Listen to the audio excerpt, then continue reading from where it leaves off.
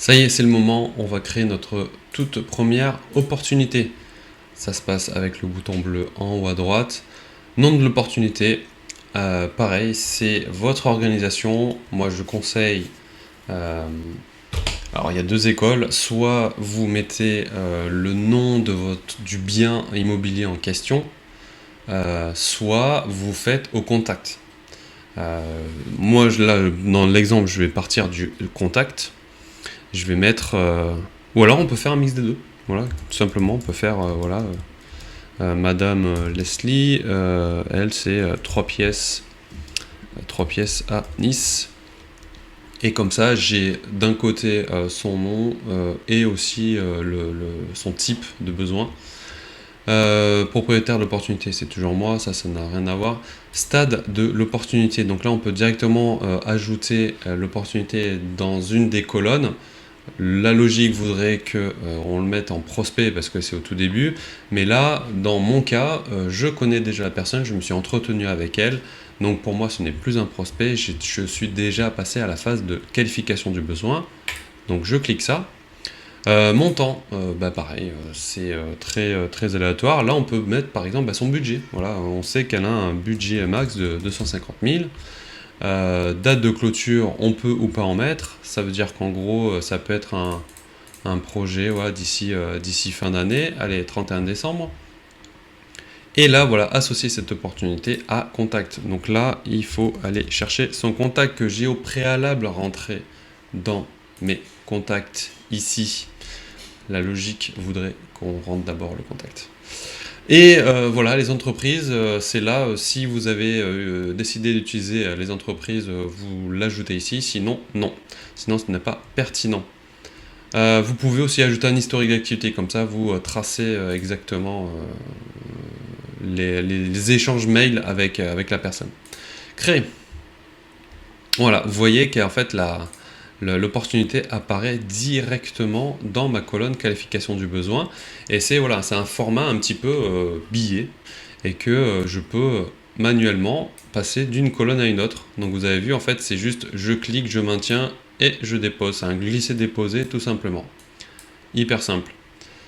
Et comme j'ai réglé un montant, et vous vous souvenez tout à l'heure, j'ai réglé des opportunités, enfin des probabilités de conclusion de deal.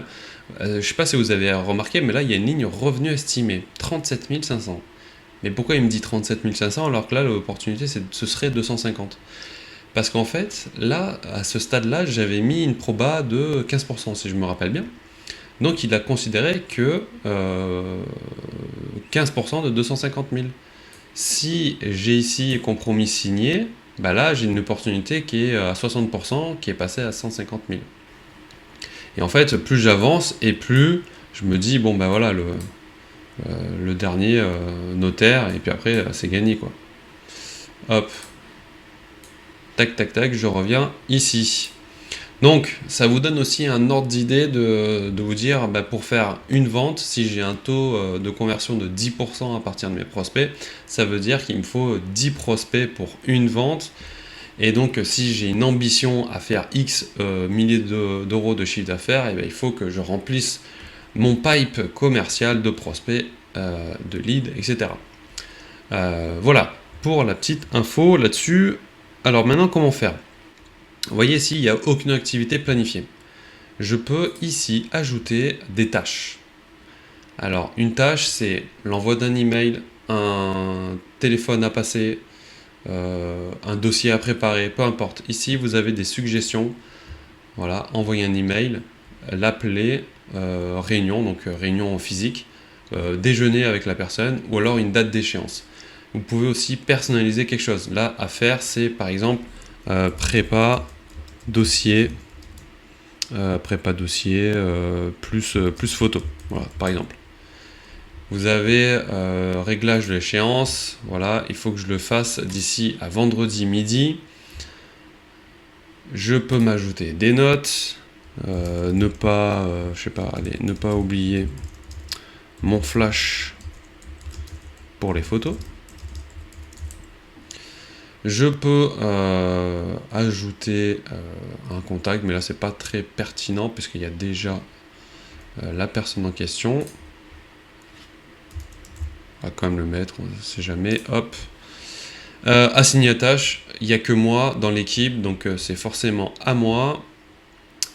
Et là, vous pouvez vous faire un rappel. Alors le rappel, ça va vous envoyer en fait des emails ou alors une notification sur le navigateur, c'est-à-dire en restant sur votre Chrome par exemple, ça va vous faire une petite info. Moi, je préfère recevoir par email. Voilà, super. 15 minutes avant. Là, ce serait quand même pas mal de le faire 2 heures avant. Hop, je crée mon opportunité. Et là, j'ai déjà un cheminement de timing. Voilà. Je reviens aux opportunités. Donc là, je vois visuellement que j'ai une tâche prévue pour le 19 août. Donc je peux anticiper mes tâches.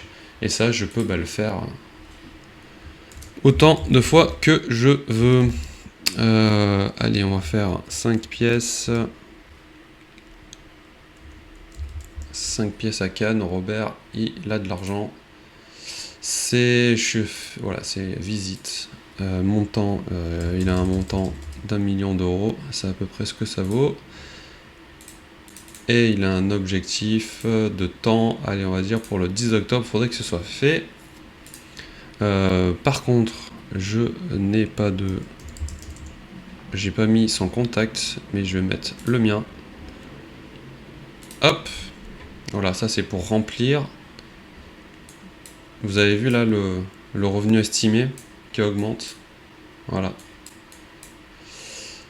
Alors revenu estimé, chiffre d'affaires, hein, c'est pas chiffre d'affaires de votre activité. Bref, voilà comment ça fonctionne pour organiser ces tâches, enfin les opportunités et ensuite ces tâches. Donc les tâches, vous en avez aussi un sous-menu qui est dédié, où là vous avez une reprise de l'ensemble des tâches à faire. Et là vous voyez qu'il y a une temporalité, donc vous avez celle d'aujourd'hui, celle de cette semaine, tous, ou alors sur une période.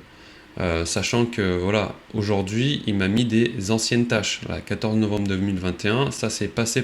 D'ailleurs il y a la petite pastille en retard qui figure.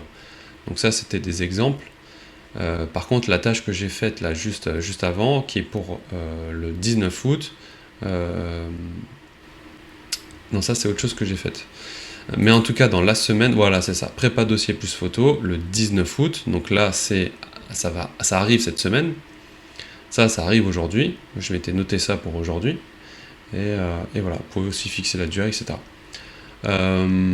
Quoi qu'il en soit, vous pouvez aussi aller dans paramètres notifications pour régler un petit peu vos rappels de tâches. Si vous voulez que ça reste dans le navigateur, donc dans votre Chrome, alors c'est bien, mais c'est pas pratique dans le sens où si vous n'êtes pas sur votre ordinateur 2 jours d'affilée et que vous passez à côté d'une tâche, moyen. Moi, je vous conseille de rester sur email. Donc là, ça c'est pas pertinent pour vous parce que vous restez seul sur votre compte Sendinblue, il n'y a pas d'équipe. Voilà. Et vous pouvez aussi vous envoyer un rapport hebdomadaire de tâches chaque semaine. Voilà. Là, vous copiez ici par email, vous recevez un petit peu le résumé de tout ce que vous avez à faire. Voilà en gros ce qu'il faut retenir pour la gestion opportunité, la gestion des tâches. Et voilà, en fait, il faut l'utiliser quasiment quotidiennement pour que ce soit pertinent, pour que ce soit facile. Au début, vous allez peut-être tâtonner à droite à gauche, comment je fais ci, comment je fais ça, mais gardez en tête que premièrement, la base de données, les contacts, il faut que ce soit clean, il faut que ce soit propre. Il faut que chaque ligne de données soit nickel, que vous avez toutes les bonnes infos, l'email, le téléphone, les coordonnées. Une fois que vous avez tout ça, vous pouvez organiser votre CRM et dire, voilà, telle personne, je l'ai rentré en contact, mais telle personne, j'ai prévu de la voir, j'ai organisé mes colonnes en fonction et je gère au quotidien mes tâches pour ne pas oublier de l'appeler, d'envoyer un dossier, de planifier une visite, de planifier un rendez-vous. Voilà, vous pouvez utiliser Sendinblue comme un véritable CRM pratique, assez simple je trouve aussi, parce qu'il y a des CRM qui sont extrêmement compliqués, d'autres qui sont aussi plus simples encore, hein, ça existe aussi, mais en tout cas moi je trouve que c'est assez pertinent d'utilisation. Voilà, je vous souhaite une bonne journée et à très bientôt.